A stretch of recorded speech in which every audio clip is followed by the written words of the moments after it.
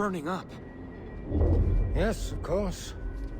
When I found her, she had cut her arm, which in itself would be no cause for alarm, but she had cut through a field of Anti-aliasing toxicaria, upas trees. Highly poisonous latex. I have been administering an antidote each hour. I'm afraid that another dosage may be required. Well, I did just examine the box. It's empty. Where should I go for more? Set us up with a couple of cave mushrooms and we will be right as rain. Peruse the cliffs. To the west. Thank you, Doctor. I'm sorry for the rush. Think nothing of it. The girl must live. For you and me both.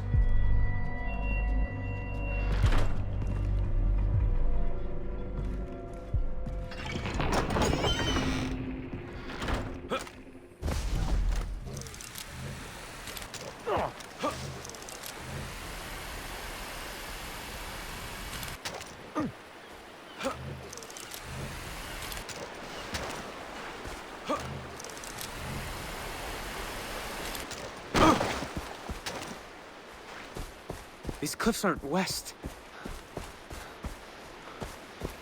Great. You didn't mention the cave was underwater.